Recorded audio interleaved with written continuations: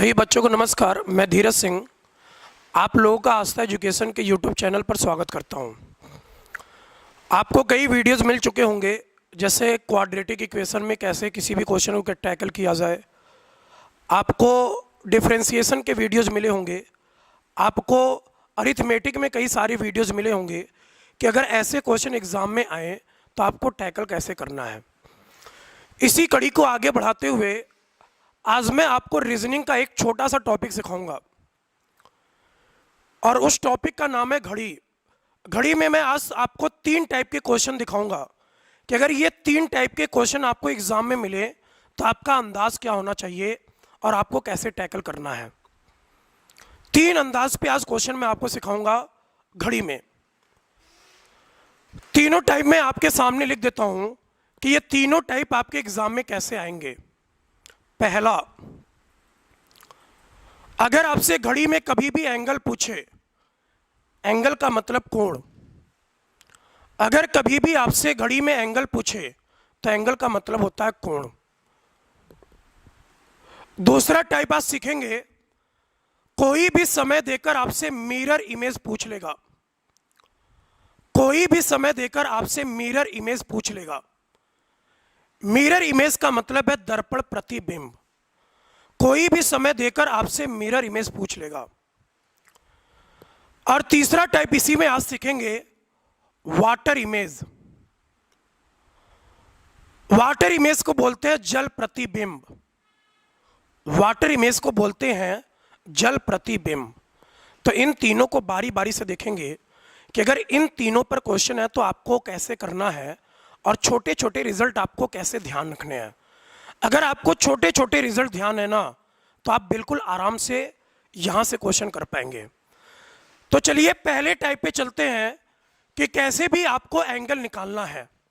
ध्यान से मेरी बात समझिएगा।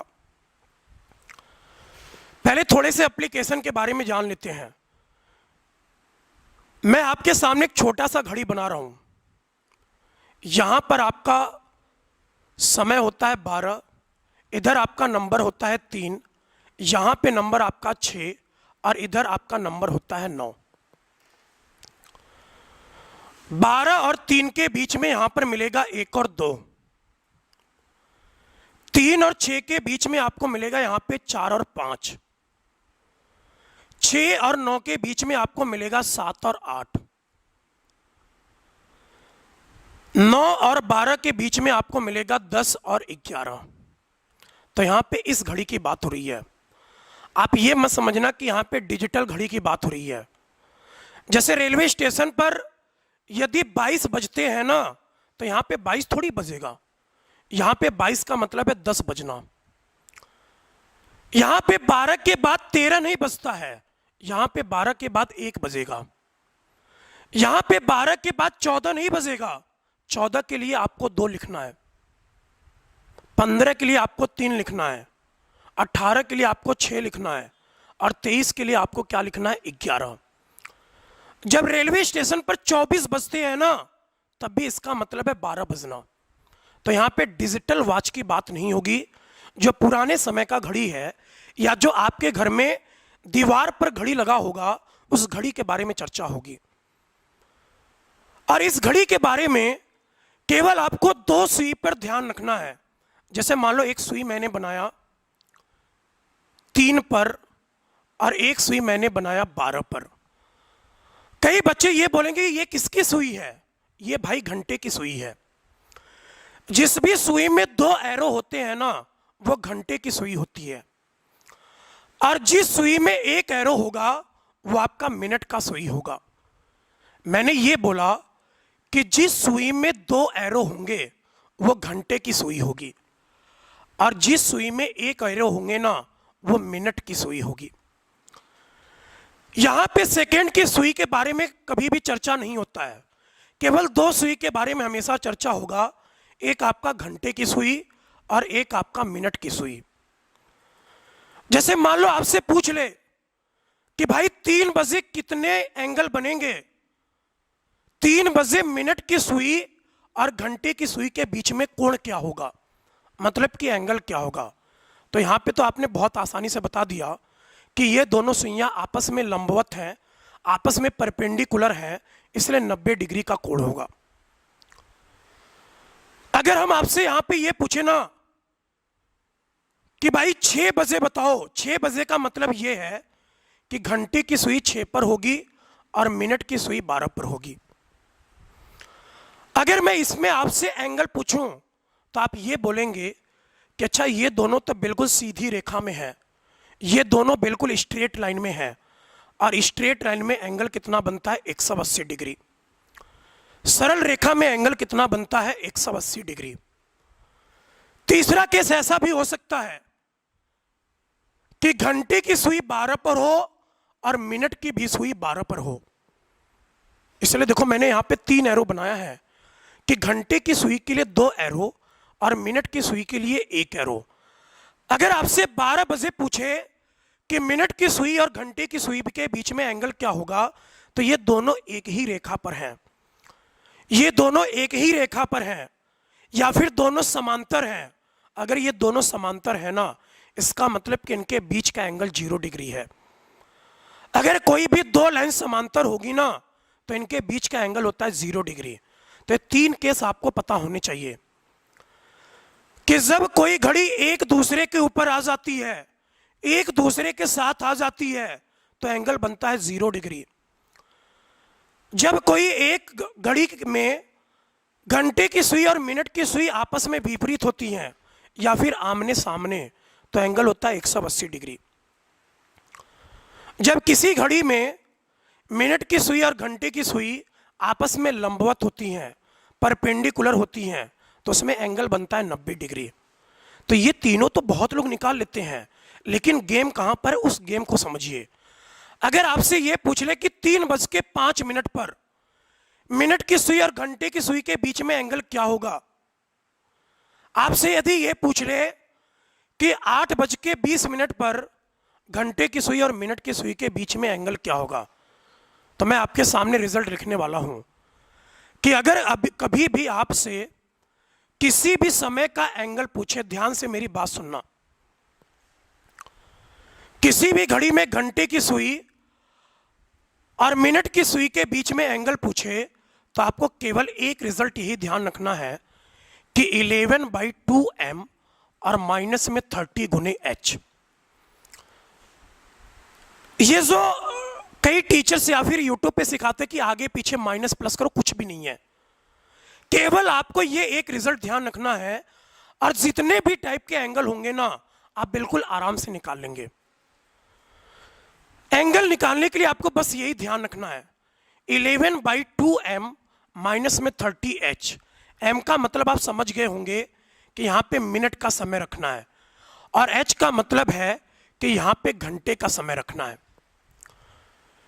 ये मैंने जो यहां पे दरवाजा लगाया, ये दरवाजा थोड़ी है, ये आपका मॉडुलस है। मॉडुलस का मतलब ये कि अगर आपको एंगल के अंदर -3 मिले ना, तो आपको केवल पॉजिटिव वैल्यू लेना है। अगर आपको एंगल के अंदर -4 मिले ना, तो आपको लेना है 4। अगर आपको -150 मिले ना, तो -150 का मॉडुलस होता है 150। तो ये दरवाजा मत समझिएगा, ये आपका मॉडुलस है, और मॉडुलस में हमेशा वैल्यू प्लस में होता है। अगर -20 मिले तो आपको केवल पॉजिटिव वाली वैल्यू लेना है, माइनस को छोड़ दीजिएगा। -20 का मतलब +20, -35 का मतलब +35। तो ये चीजें आपको जानकारी होनी चाहिए। दूसरी बात,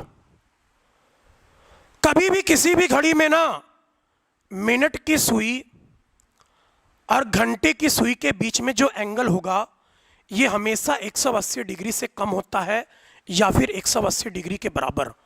ऐसा क्यों, ये समझिए। अगर कोई घड़ी यहां से चलना शुरू की ना, मान लो ये 6 पर है, मान लो ये 6 पर है, 6 पर, और आपने यही बोला था कि इनके बीच में एंगल बनता है 180 डिग्री, तो कभी भी मिनट की सुई और घंटे की सुई के बीच में 180 डिग्री कब होगा, जब ये दोनों आमने सामने होंगी या फिर विपरीत होंगी। 180 डिग्री से ज्यादा हो ही नहीं सकता। अगर मिनट की सुई यहां से कोई घड़ी की सुई यहां से चलना शुरू किया ना, तो यहां से चलते हुए यहां पे विपरीत बना, और इस वाले पोजीशन पर मैक्सिमम एंगल होता है, या फिर इस वाले पोजीशन पर मैक्सिमम एंगल होगा, या फिर इस वाले पोजीशन पर मैक्सिमम एंगल होगा।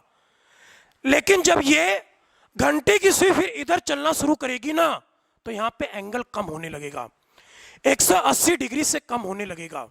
तो ये बात आपको समझना है।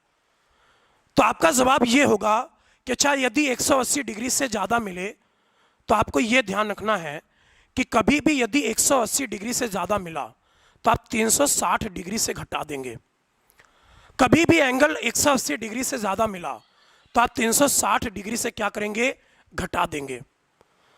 अगर कभी भी एंगल 180 डिग्री से ज़्यादा मिला तो आप 360 डिग्री से घटा देंगे।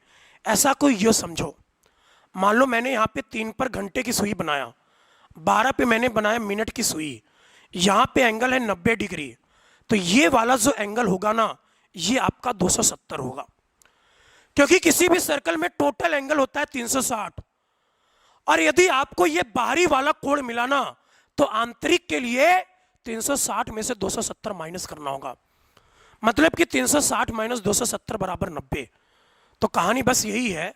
अब इस पे मैं आपको 2-3 क्वेश्चन करा देता हूं कि आपको एग्जाम में कैसे करना है। केवल आपको यही ध्यान रखना है, 11/2m - 30h यदि 180 डिग्री से ज्यादा मिला तो 360 डिग्री से घटा दीजिए। पहला क्वेश्चन आपके सामने है। मान लीजिए हमने लिखा कि 3:05 या 3:10, 3:10 पर घंटे की सुई और मिनट की सुई के बीच में एंगल क्या होगा।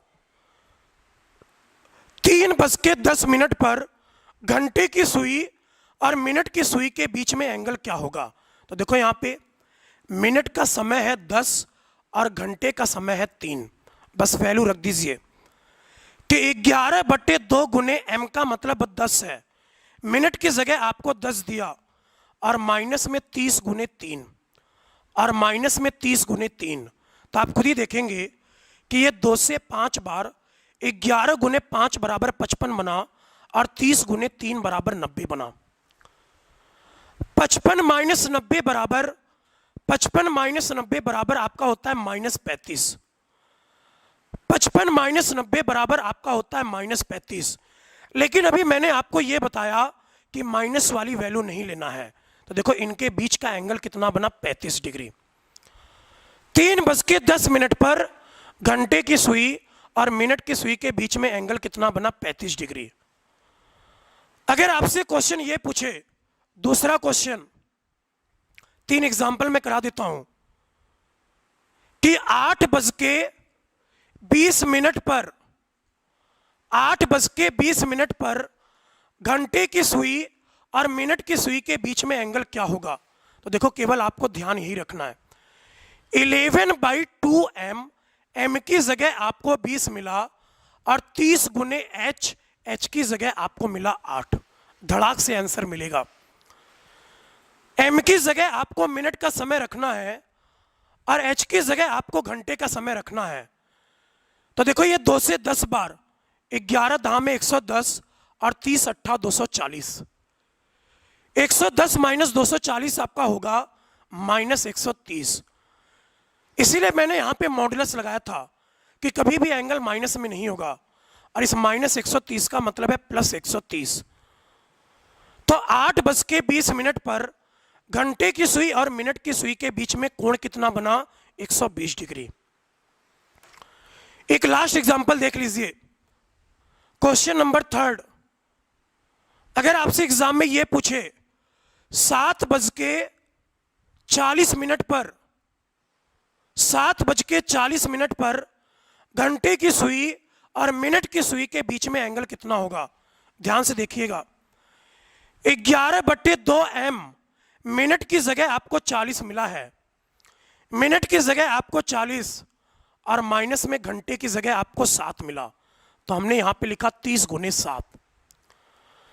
आप 2 से कैंसिल करेंगे तो ये 20 बार जाएगा। 11 गुने 20 बराबर 220, और 30 सत्ते कितना बना, 210। 11 गुने 20 बराबर 220, और 30 गुने 7 बराबर 210। इस बार आपको पॉजिटिव मिला तो आप डायरेक्ट जवाब देंगे 10 डिग्री। तो आपने क्या देखा कि अगर कभी भी कोई भी समय हो, कोई भी समय आपको मिले और एंगल के बारे में पूछे कि घंटे की सुई और मिनट की सुई के बीच में एंगल कितना होगा, तो आपका यही जवाब होना चाहिए कि 11/2m और माइनस में 30h। m का मतलब है मिनट का समय और h का मतलब है घंटे का समय। तो मैं उम्मीद करता हूं कि जब भी आपके एग्जाम में एंगल पर क्वेश्चन आए तो आप सबसे पहले उत्तर निकालेंगे। आप पहले विद्यार्थी ऐसे होंगे कि जो सबसे पहले उत्तर निकालेंगे। एंगल का कंडीशन खत्म। मैं भी चाहता तो इस पे 4 दिन टाइम पास कर सकता हूं, लेकिन कुल मिला के बस यही है, केवल आपको यही ध्यान रखना है और एंगल का कंडीशन आपका खत्म। आते हैं आज के दूसरे टाइप पर कि मिरर इमेज और वाटर इमेज का मतलब क्या है। आप इसका मतलब समझेंगे। मिरर इमेज और वाटर इमेज का मतलब क्या है, ध्यान से मेरी बात सुनिएगा। आपको हम हर कॉन्सेप्ट सिखा देंगे, केवल आप मेरी बातों को सुनते रहिए। मैंने एक तरफ हेडिंग लगाया मिरर इमेज और एक तरफ मैंने हेडिंग लगाया वाटर इमेज। दोनों को मैं एक साथ समझाऊंगा। मिरर इमेज का मतलब है दर्पण प्रतिबिंब और वाटर इमेज का मतलब है जल प्रतिबिंब। कभी भी अगर मिरर इमेज आपको पहचानना है, केवल यहीं पर नहीं, कभी भी आपको वाटर इमेज पहचानना है ना, तो केवल आप एक लॉजिक ध्यान रखिए। आप कभी भी शीशे के सामने जाके खड़े होइए, शीशे के सामने जाके खड़े होंगे ना, तो ये जो दायां हाथ है वो शीशे में बन जाएगा बायां हाथ, और ये जो बायां हाथ है ना, ये शीशे में बन जाएगा दायां हाथ। तो मिरर इमेज में आपको केवल एक चीज ध्यान रखना है कि जो लेफ्ट की चीजें होती है ना, ये राइट में ट्रांसफर हो जाती हैं। ये जो बाई की चीजें होती है ना, ये दाएं में ट्रांसफर हो जाती हैं, और राइट की चीजें लेफ्ट में ट्रांसफर। मिरर इमेज में लेफ्ट की चीजें राइट में और राइट की चीजें लेफ्ट में। टॉप और बॉटम से कोई भी मतलब नहीं होता है। टॉप और बॉटम अपने पोजीशन पर होते हैं, केवल लेफ्ट और राइट पर ध्यान देना होता है।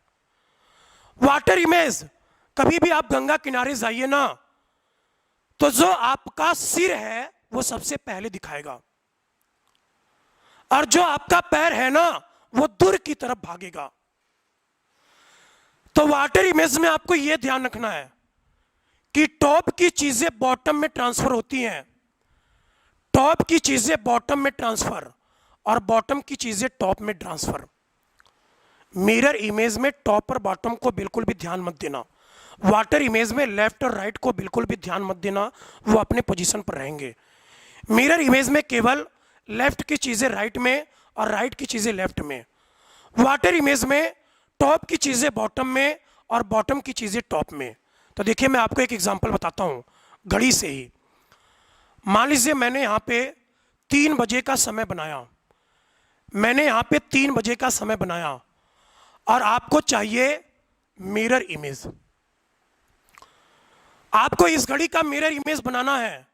जब आप मिरर इमेज बनाएंगे ना, तो आप खुद ही देखिए कि ये जो राइट वाला सुई है ये लेफ्ट में पहुंचेगा, ये जो दाएं वाला सुई है ना, ये आपका बाएं पहुंचेगा।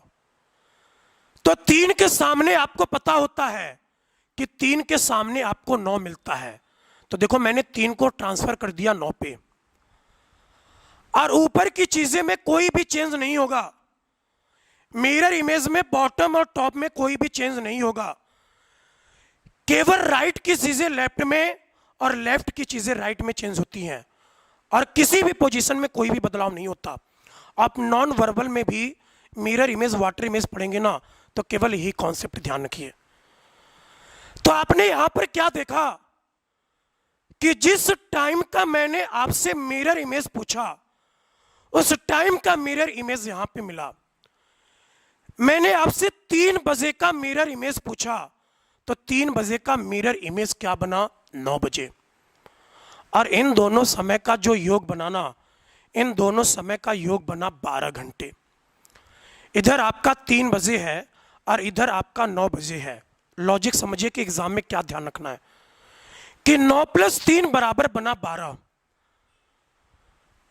कभी कभी किताब में ऐसी चीजें लिखी हुई हैं कि 12 बजे को मैं 11:60 बोल सकता हूं, लेकिन मैं आपको यह बोलूंगा कि इन दोनों में से किसी को भी ध्यान नहीं रखना है, ना ही 12 बजे को ना ही 11:60।